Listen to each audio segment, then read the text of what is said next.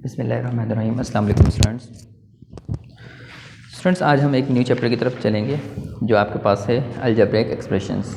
ये आपके पास एक न्यू चैप्टर है, पेज नंबर 108, अलजेब्रिक एक्सप्रेशन। तो स्टार्ट करते हैं अलजेब्रिक एक्सप्रेशन। आपको स्मार्ट वोकैबुलरी बता दूं मैं। Exponent, algebraic expression, variable, coefficient, constant term, polynomial, monomial, binomial, trinomial, like term, unlike term. Students, ये सब चीज़ें हम एक एक बार देखेंगे। तो मैं आपको रिव्यू दे दूं, अलजेब्रिक एक्सप्रेशन बेसिकली है क्या चीज़ें। आप एक न्यू पेज पर हेडिंग लगाएंगे अलजेब्रिक एक्सप्रेशन की, उसके बाद आप ये स्टार्ट करेंगे। न्यू पेज पर हेडिंग लगाने के बाद आप लिखेंगे 3A2। तो स्टूडेंट्स, ये जो आपके पास है ए, ये आपके पास कहलाता है वेरिएबल।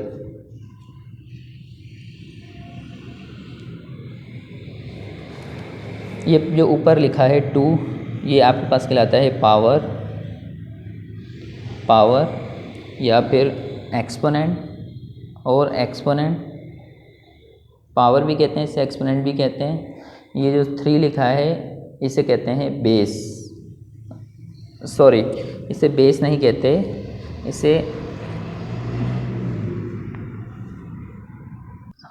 इसे कोफिशिएंट कहते हैं, कोफिशिएंट। तो अब प्रॉब्लम ये है कि स्टूडेंट्स समझेंगे, अगर ऊपर 2 होगा तो उसे पावर कहेंगे। ऐसा कुछ नहीं है, ऊपर लाजमी नहीं है 2। अगर आपके पास एक नंबर है लेट्स से 4BN, तो यहाँ पे जो B हो जाएगा वो आपके पास हो जाएगा वेरिएबल, जो N हो जाएगा वो आपके पास हो जाएगी पावर, जो आपके पास 4 हो जाएगा वो हो जाएगा कोफिशिएंट। तो बेसिकली जो आपके पास नंबर होता है अननाउन वेरिएबल, इसे वेरिएबल कहते हैं। जो अननाउन है ये हमेशा फाइंड आउट करना होता है। जो अननाउन, इसे हम वेरिएबल कहते हैं। जो एक आपके पास ABCD की फॉर्म में होगा हमेशा। जो आपके पास ये ऊपर, इसके ऊपर लिखा होगा वो पावर होगी, वो आपके पास 1 2 3 भी हो सकती है और ABCD भी हो सकती है। जो इसके साथ लिखा होगा उसे आप कोफिशिएंट कहते हैं। ओके स्टूडेंट्स, फिर इसमें क्या होता है, इसमें एडिशन कैसे किया जाता है स्टूडेंट्स। लाइक टर्म होती है, एक होती है लाइक टर्म। तो इसमें एडिशन के लिए आपको लाइक टर्म का पता होना ज़रूरी है।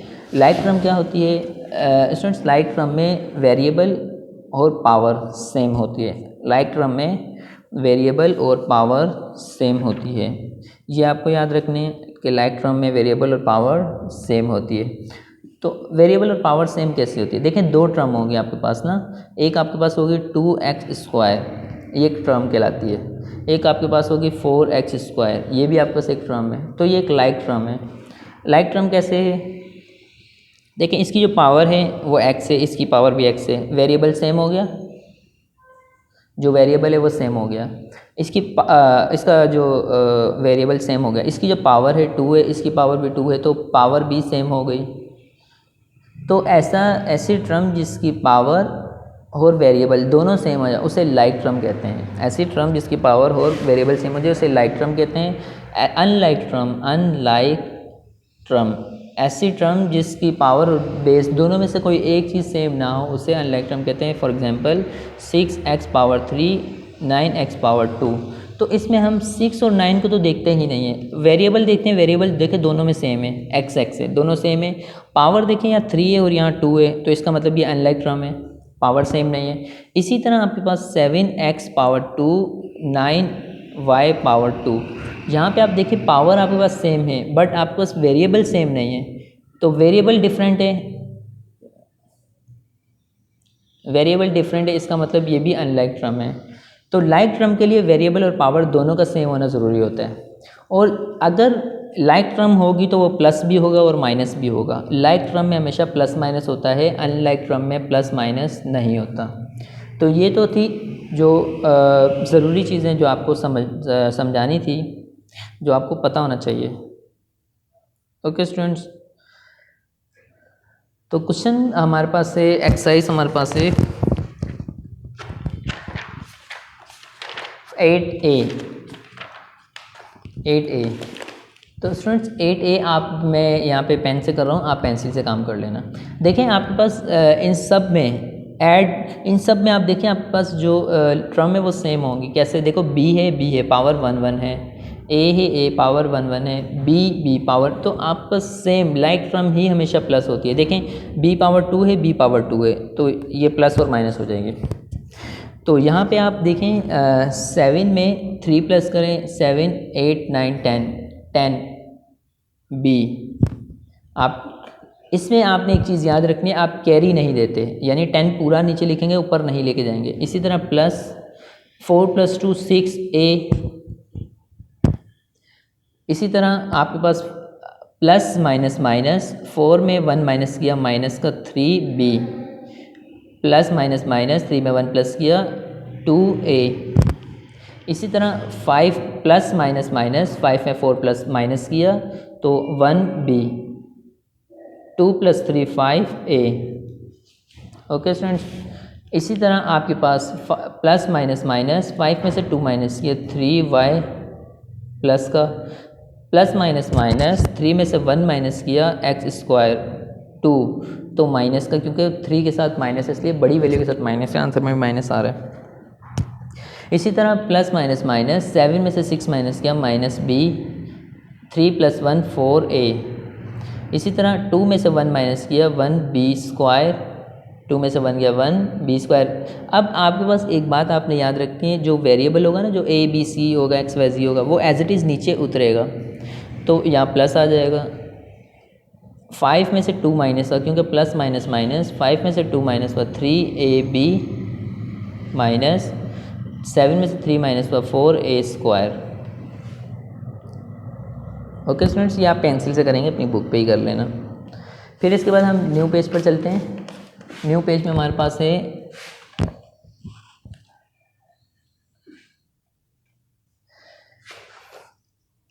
8 - 6 2, 4 + 1 5 xy। इसी तरह हमारे पास ये है माइनस और माइनस प्लस। सबसे पहले जो सेम साइन है वो प्लस कर लो, तो 8 + 4 12, यानी माइनस का 12 आ रहा है।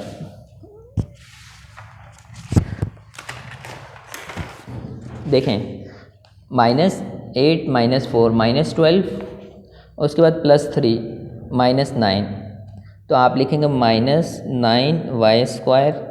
इसी तरह आप 6 + 7 6 7 13, 13 में माइनस कर दें 3 को तो 10 आ जाएगा, 10xy। इसी तरह -5 - 1 -6 एंड +2, 6 में से 2 माइनस को -4, तो -4x²। ओके स्टूडेंट्स, इसी तरह आप ये 2 क्वेश्चन कर लेंगे, क्वेश्चन नंबर 8 और 9 आप कर लेंगे। फिर उसके बाद क्वेश्चन नंबर 11 में करवाता हूँ। क्वेश्चन नंबर 11 आपके पास है, क्वेश्चन नंबर 11 आपके पास है 4x² - 5xy - 6y², coma 10x। ये कंप्लीट आप अपनी कॉपी में लिख लेंगे क्वेश्चन, उसके बाद आप लिखेंगे सोल्यूशन। तो ये आपकी कॉपी में क्वेश्चन नंबर 1 बन जाएगा। आप लिखेंगे सोल्यूशन। सोल्यूशन लिखने के बाद आप फर्स्ट टर्म जो है वो ऊपर लिखेंगे 4x² - 5xy - 6y², कोमा का मतलब आप बस एक अलजेब्रिक एक्सप्रेशन लिखेंगे। अब दूसरी इसके नीचे लिखेंगे, लेकिन लिखने का तरीका मैं सिखा दूं। x² के नीचे हमेशा x² की वैल्यू आएगी, xy के नीचे हमेशा xy की वैल्यू आएगी, y² के नीचे हमेशा y² की ही वैल्यू आएगी। तो अब आप यहाँ देखें x² माइनस 6x² यहाँ आ जाएगा। अब xy वाली वैल्यू देखें, 10xy यहाँ आ जाएगा। उसके बाद 3y², देन लास्ट में आपके पास से 3y² यहाँ आ जाएगा, -4x² यहाँ आ जाएगा, +2xy। तो इस तरह आप तरतीब दे देंगे। आप तरतीब क्या देंगे, हमेशा y² के नीचे y², x² के नीचे x², xy के नीचे xy। वेरिएबल क्योंकि सेम करना है, लाइक टर्म बनानी है ना, मैं ये लाइक टर्म बना दी मैंने।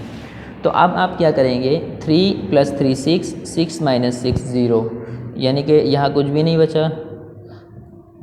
इसी तरह 10 + 2 12, 12 में से 7 माइनस करें, 5 माइनस करें तो प्लस का 7xy। इसी तरह -6 माइनस 4 से 4 कैंसिल हो गया तो -6x²।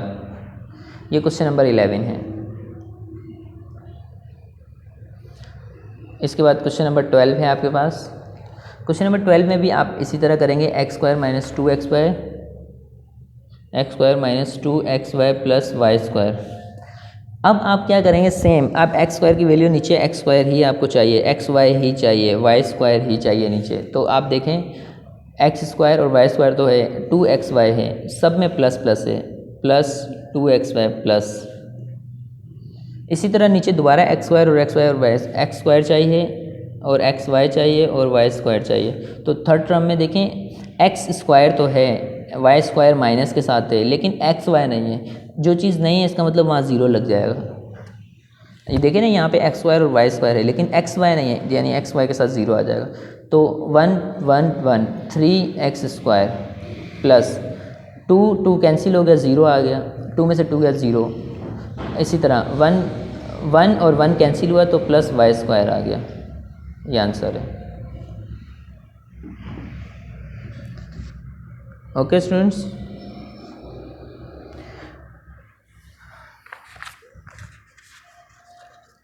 क्वेश्चन नंबर 2 आप होमवर्क करेंगे। क्वेश्चन नंबर 2 भी आपके पास यही है, बल्कि बस यहाँ तक आप प्रैक्टिस कर लेना। नेक्स्ट टाइम मैं क्वेश्चन नंबर 2 से 6 तक मैं आपको ख़ुद करवा दूँगा। ये थोड़ा सा डिफ़िकल्ट है तो आप परेशान हो जाएंगे। आप मैंने जहाँ तक करवाया आप यहाँ तक प्रैक्टिस करना, और मिलते हैं नेक्स्ट क्लास में। अपना बहुत ख्याल रखना। अल्लाह हाफिज़।